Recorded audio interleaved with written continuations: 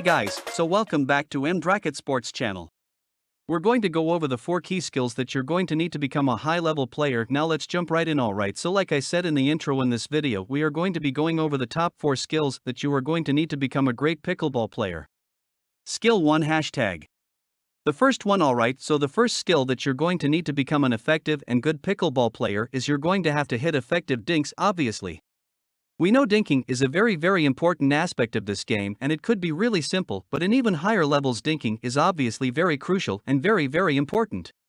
So here you can see me and my uncle dinking back and forth, and one little thing that you'll notice is where our dinks are landing. A lot of players, when they start to dink, it's definitely okay to learn how to hit the ball back and forth over into the non-void zone, but in high level play what we try to do is try to force our dinks and force that ball closer to this non-volley zone line. Alright, so you'll see both me and my uncle trying to make our opponent make decisions, so that's the most important thing when you're dinking here. The reason why we are trying to force balls towards the non-volley zone line is because that's where our feet are. So if you're hitting towards your opponent's feet, those are the tough balls that they have to handle. They have to make that decision whether to take it out of the air or maybe take a step back, or you're going to force them into a tough half volley or short hop. So you can see us here move the ball around really well. Sometimes we're taking the ball out of the air early, sometimes we have to let the ball drop, maybe take a step back depending on the scenario and depending on how we read that incoming ball. Remember, your main goal when dinking is to force a low contact point from your opponent, so whether they're taking it out of the air or they're letting it bounce, as long as you're forcing them to hit up on the ball, that's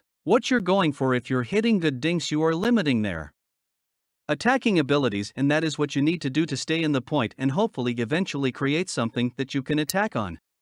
Skill 2 hashtag volleys. Alright, so now let's jump into the second necessary skill that you need to be a great pickleball player, and that is of course volleys.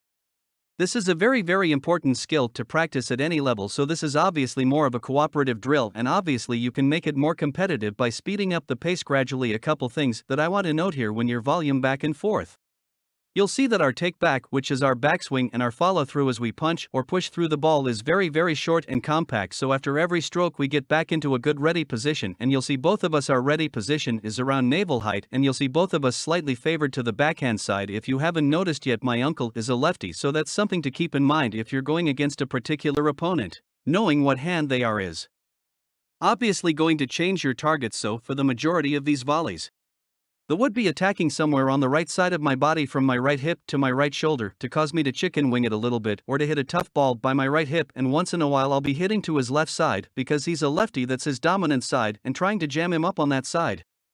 High-level players will do this all the time, so this is something that you definitely should be practicing when you're falling, and it's good to practice defending it as well. Alright, so before we move on, I do want to mention, if you want a full workout drill routine that you can do that I think is going to dramatically increase your skills and improve your game, and I think if you really apply these and practice them, it's really going to level up your game very quickly. Skill 3 hashtag resets. Alright, so now we're going to jump into the third skill, which I think is probably the hardest skill in the game, and this is hitting reset volleys from the transition zone. So when first trying this, I really recommend that you start off closer to that non-volley zone line, still in the transition zone, and as you get better you can practice the shot further back. Obviously, in a game when you are in the transition zone, the player at the non-volley zone should be and will be hitting at your feet, so obviously this skill is super important, especially in the 4.0-4.5 plus levels. Players nowadays with the technology have good top spin shots that are dipping down at your feet, and it's really important to learn how to handle these. And anytime we are in that transition zone, we want to do our best to just hit a good unattackable ball that's dropping in front of our opponent into their non-volley zone. Notice here that every shot hit from that player at the non-volley zone should be targeting the feet of the player in the transition zone. A couple key things is that when we are in the transition zone hitting the shot, we want to make sure that we're stable and we're not leaning back, and we're trying to take that ball early and out in front. You'll see every good pickleball player practice this shot in the transition. This shot is such an important shot, especially when you're making your way through the transition zone after your third shot drop. So obviously the player at the non-voice online is going to be putting the maximum amount of pressure trying to hit at the feet of the player in the transition, which I already mentioned, and this is really going to help and develop their fourth shot after the third shot is being hit as well. So it's really good for both players to practice this drill. Just switch back and forth and make sure you stay aggressive if you're the player at the non-volley zone, and if you're the player in the transition, just make sure you do your best to try to keep every ball descending down into their non-voice zone, trying to force them to hit up. Skill 4 hashtag third shot drop. The last, but not least, if you haven't guessed it, the fourth and final skill that you're going to need to be a very good pickleball player is the third shot drop. Obviously, this shot is talked about so much and I think it could become cliche at times, but really if you are trying to get to that 4.0 level and beyond, if you don't have a consistent and solid third shot drop, it's going to be very hard for you to get better. Why drops are so effective is that it's a slower ball, it's rising up and over the net, and it is descending down towards your opponent's feet, so contrary to popular belief. One thing that you'll notice is a lot of my third shot drops are actually closer to that non-volley zone line, diving at my opponent's feet.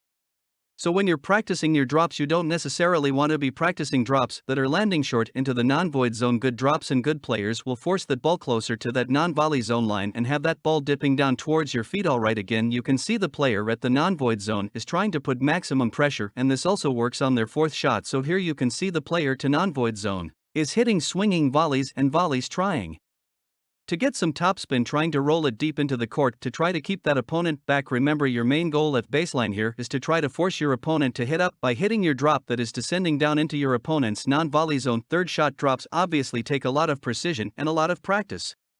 So this is not something you're going to go out in one practice session and master. Okay, I've been playing for a very long time, and to stay sharp I have to practice my drops all the time, so I really hope this was very beneficial and you can see how I practice these shots. Remember, at every single level all these shots are very important. I think as players get better and as you move up in levels, these shots just get better and better, and hopefully your shots will get more and more precise as you move along and practice. Remember, for the full workout plan that I think is really going to level up your game, head on to brionispickleball.com/workout and we'll email it to you and give you that PDF so that you can get on the court, start practicing, start drilling, and improve your game.